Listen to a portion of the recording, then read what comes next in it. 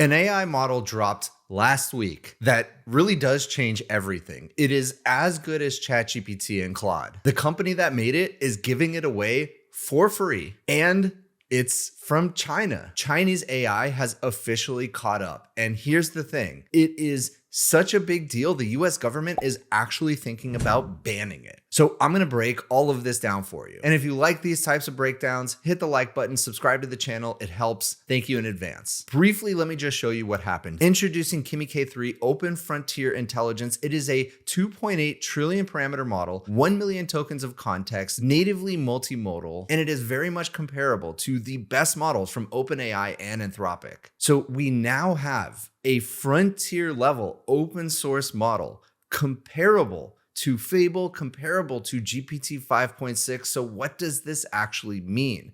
And before we go deep into that, let me just explain, what does open source AI actually mean? All right, so first, to understand what open source AI is, I have to explain what closed source AI is. And that's probably what you're used to using with ChatGPT or Claude. Those are both closed source models.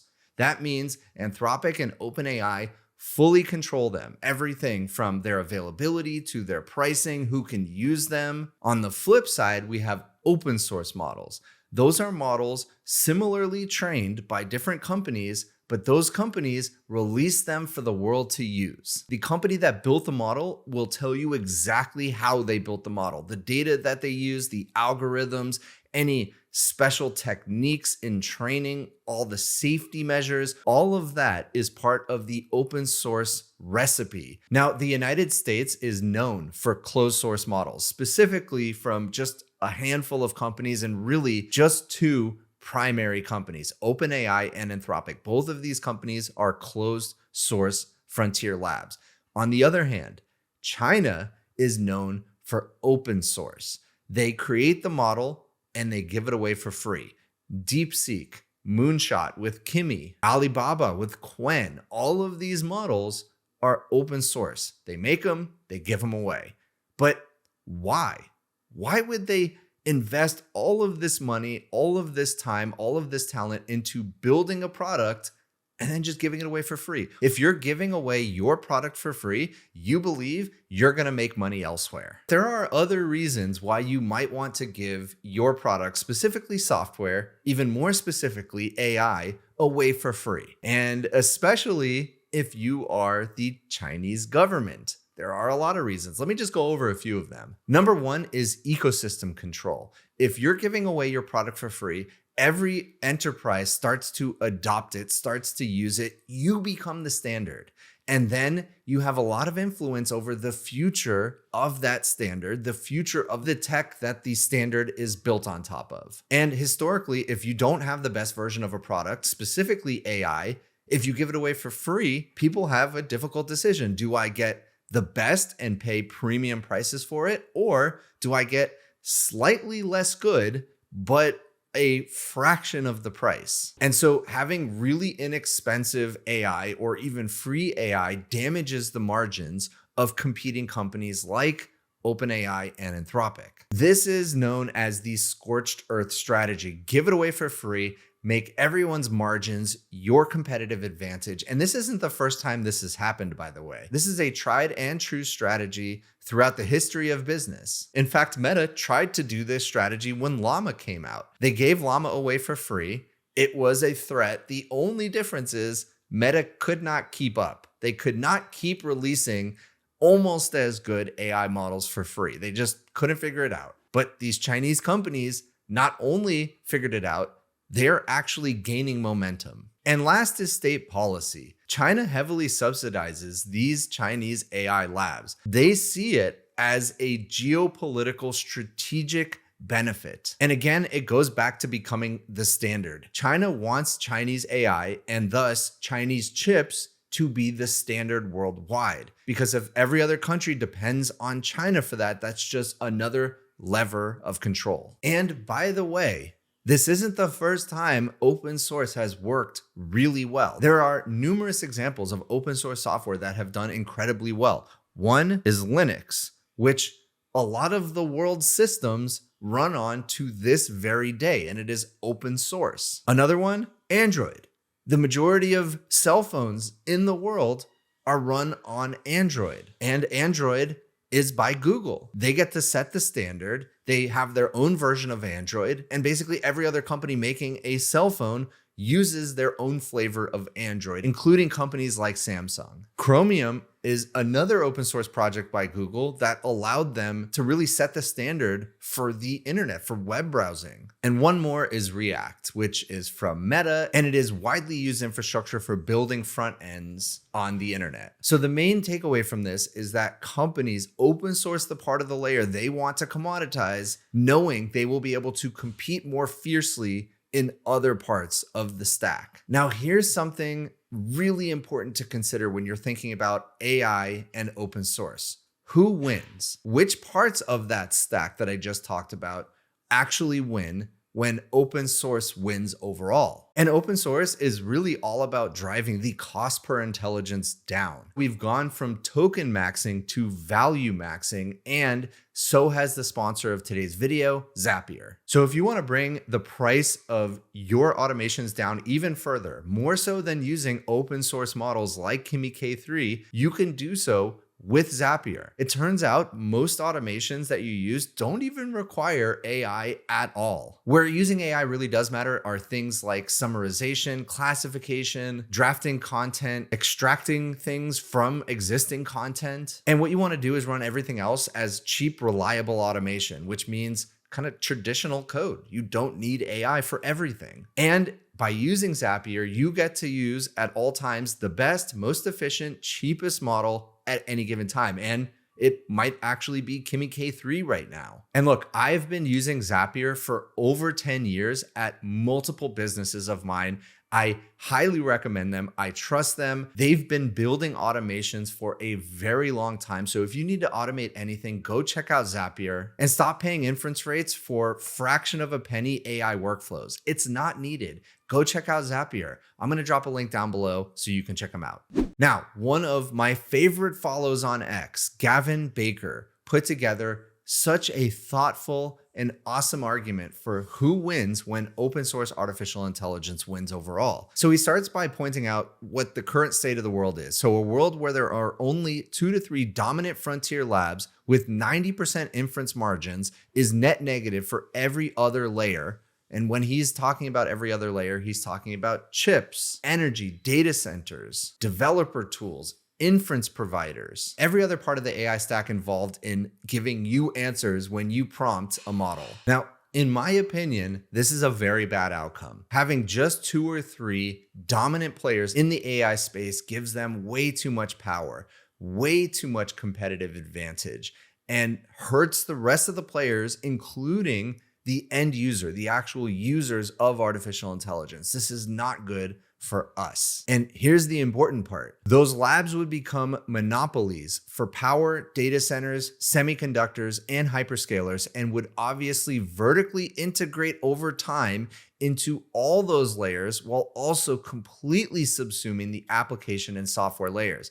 Basically, he's saying OpenAI and Anthropic would eventually own every piece of that stack, including the application layer, which was kind of the entire premise of my argument a while ago for SaaS is dead. SaaS truly is dead if OpenAI and Anthropic have so much power that they can just build anything, build it more cheaply, more competitively than anyone building on top of them. This is platform risk. If you're a startup and your only options are to build on top of OpenAI or Anthropic, you're probably in a bad spot because one day they're going to compete with you. Now, on the other hand, if you have a plethora of options, including OpenAI and Anthropic, but also a bunch of incredible open source models served by inference providers that are all aggressively competing for your business, driving down the prices for you, the end user, you're going to obviously benefit from that pricing pressure.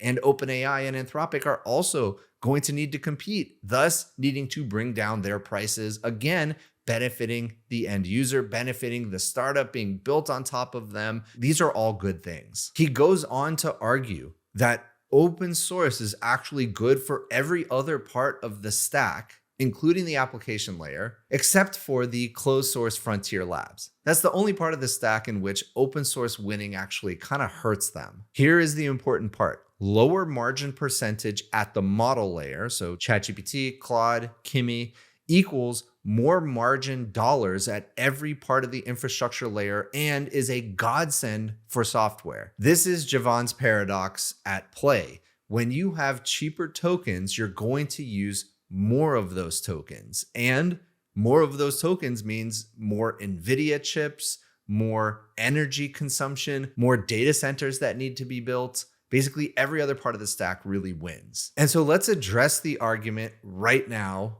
from a lot of people. Open source does not hurt the AI industry. It just changes which part of the stack gets the profit. Ben Thompson wrote up an incredible article about the economics around open source and AI in general. So let's review that. Now, the first thing that he talks about is a lot of people have this misconception that open source means free, but it's not really free. And there are a few reasons for that. Because if you can just download the model onto your computer and run it from there, then I guess technically it's free, but not really. To be able to get a frontier level model on your home computer, you are going to need a monster of a computer. And that computer is going to be incredibly expensive. And not only that, to be able to run it sufficiently, you're paying for electricity as well. And let me tell you something, if you have a monster computer, it is drawing a lot of electricity. And that's not even taking into consideration all of the research and development that goes into building the model.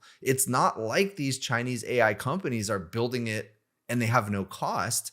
That cost is just being either subsidized by the Chinese government or, again, like I mentioned earlier, they're just assuming they're going to make money elsewhere. So they're willing to have the investment in R&D to actually create the models as a cost center, and they'll go make money elsewhere. And that is why Kimi K3 is not free right now. If you go to Moonshot's website, if you go to the Kimi website, just like ChatGPT, you are going to be paying a cost per million input tokens and a cost per million output tokens. And technically, the cost of Kimi is about half the cost of GPT 5.6 right now. Kimi K3 costs about $3 per million input tokens and $15 per million output tokens, which is cheaper than the $5 per million input tokens and $30 per million output tokens. But that's not really the entire equation, because models arrive at solutions using different amounts of tokens.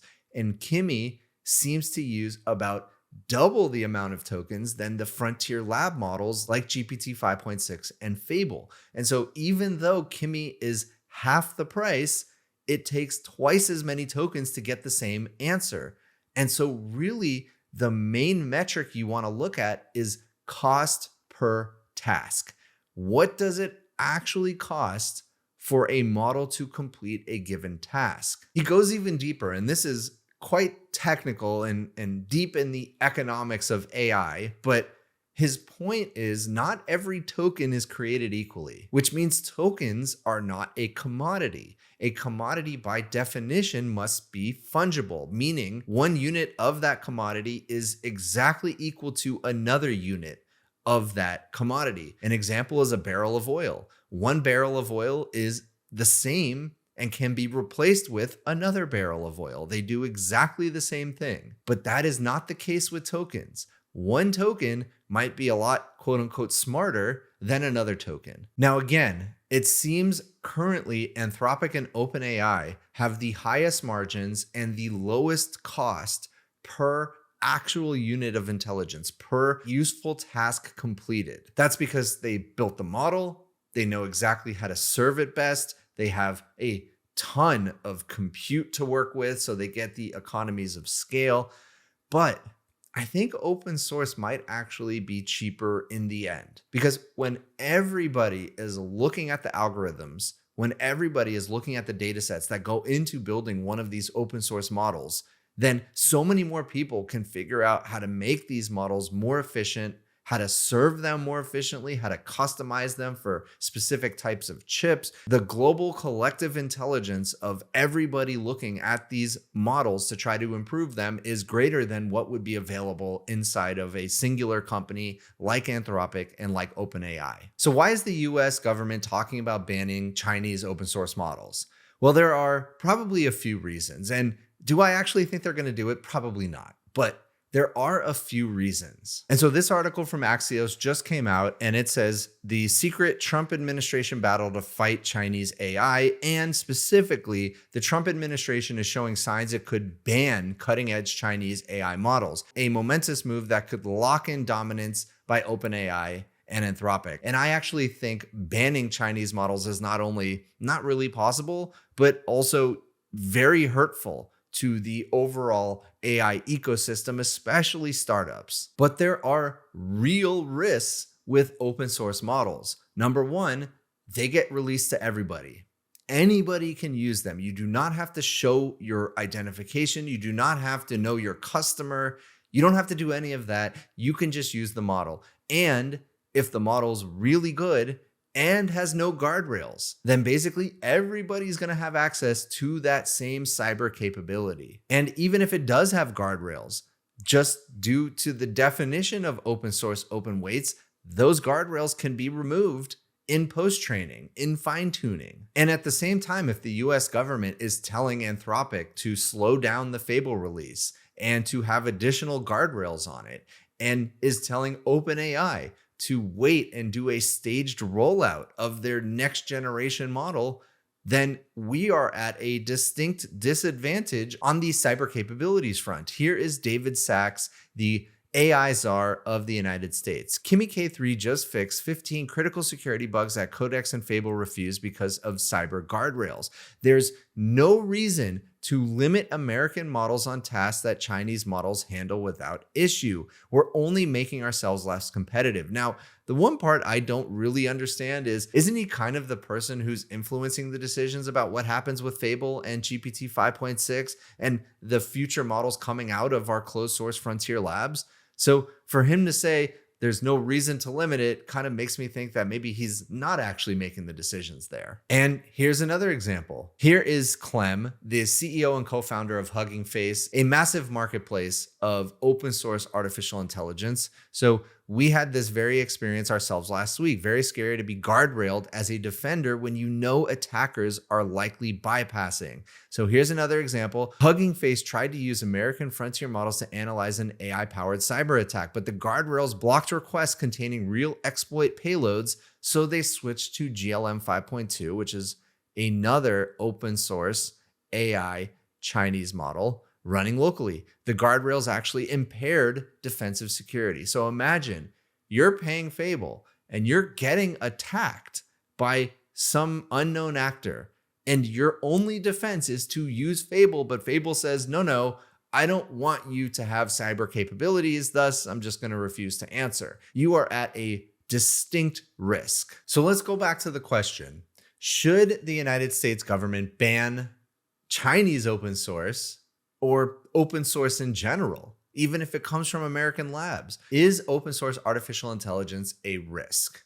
Well, here is Dean W. Ball, who just joined OpenAI as head of strategic futures. And basically his job is to think about the future of artificial intelligence. So here are his observations on Kimi. Now, he got a lot of blowback from this, so I'm going to go through it quickly and talk about the part specifically that didn't make sense to me. Now, the first thing he says, which I just don't understand in the slightest, is open weight models are inherently decelerationist. And I'm continually surprised to see the so-called accelerationists so excited about open weights models.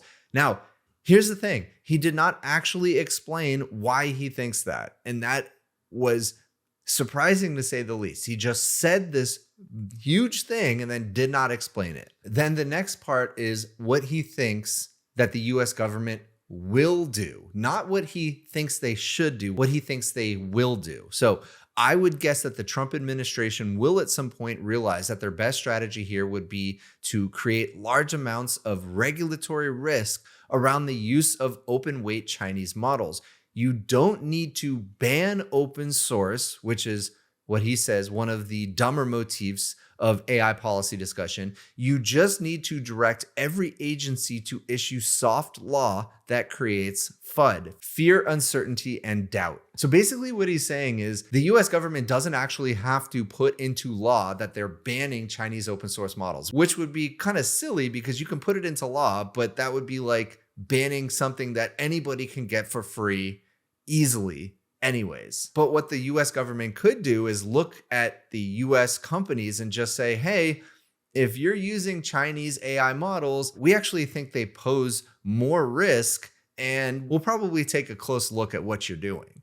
And no, it's not illegal, but yes, we will be taking a closer look. And so just that threat of having the US government take a close look at a company is enough to dissuade them from using those Chinese open source models. It's probably true that open weight models of this capability make the world a bit more dangerous. Not so much more that you'll really notice, but more dangerous, which I think is probably right. But I think the benefits of open source far outweigh the risks. And another great follow on X, Will Manitis, responded to Dean's posts and basically pointed to the argument that if this does happen, if the US government either bans Chinese open source AI or open source in general, or kind of soft bans it, that is essentially protecting OpenAI and Anthropic. If you make it really difficult, if not impossible, to use open source models, you are essentially handing the entire market to these two companies. Aaron Levy, CEO of Box, summarizes the argument very well. Depending on which path is taken here, this would be very unfortunate. In the more extreme bans, we would be asymmetrically disadvantaging ourselves. America would reduce the options for AI models in our market, whereas the rest of the world would keep gaining access to both closed and open models. We'd have fewer options for driving down the cost of AI, which is a very good thing, not just because we want to pay less, but because overall the market will grow if the unit cost per intelligence goes down. Again, Jevons paradox. Tuning models to industry-specific use cases, improving the security of systems, and keeping competitive dynamics going to keep pushing the frontier of research, all bad outcomes. Now, the counter argument to all of this is Chinese open source AI is not playing a fair game. They get subsidized by China, but also they are doing something called distillation attacking our US frontier labs. And in fact, Anthropic a few months ago put out a blog post calling out specifically Moonshot and DeepSeek for distillation attacking their models. Now, what does that actually mean? Distillation attacking basically just means that you are extracting data from Claude, from ChatGPT, to train your own models with. AI is trained on data.